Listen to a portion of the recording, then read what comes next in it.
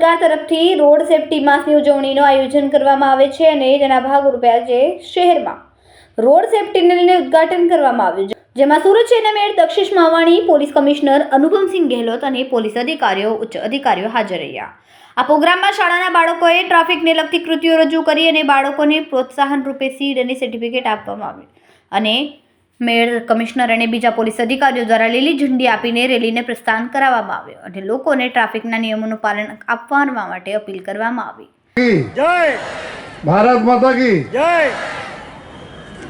આજે 2026ના કેન્દ્ર સરકાર દ્વારા દર વર્ષે આપણે લોકોના સુરક્ષા માટે એક અલગ અલગ પહેલે સપ્તાહ મનાવવામાં આવતા હતા, પરંતુ છેલ્લા વર્ષોથી અત્યારે એક માસ જો રાષ્ટ્રીય ટ્રાફિક સુરક્ષા માસ તરીકે જો ઉજવવામાં આવે છે, જે 1 જાન્યુઆરીથી સ્ટાર્ટ થઈને 1 માસ તક ચાલે છે, તો આજે એના વિધિવત ઉદ્ઘાટન કરવામાં આવી રહ્યા છે.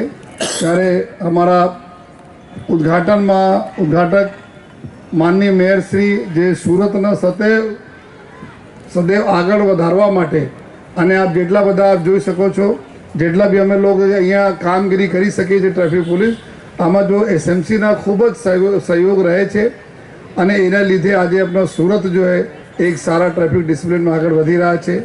વાત જ્યારે આવી ત્યારે ગેહલોતજી એચએમ સાહેબને બેઠા હતા, ત્યારે વરાછા રોડની વાત આવી કે ઊભા રહેશે બધા ભાઈઓ.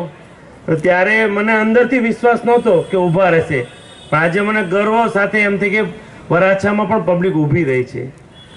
ઇન બિટવીન જ્યારે ઇમ્પ્લિમેશન થયું એ દિવસે સુરતને રિપ્રેઝેન્ટ કરવા ઓક્સફોર્ડ યુનિવર્સિટીમાં હું હતો અને 2-3 દિવસ જ થયા હતા અને ગેહલોતજીનો ફોન આવ્યો કે 44 જેટલા સર્કલને રીડિઝાઇન કરવી પડશે. પણ એમનો ફોન આવ્યો, મેં ત્યાંથી જ ઇન્સ્ટ્રક્શન આપ્યું હતું અને તાત્કાલિક 1 મહિનાની અંદર બધી રીડિઝાઇન કરી.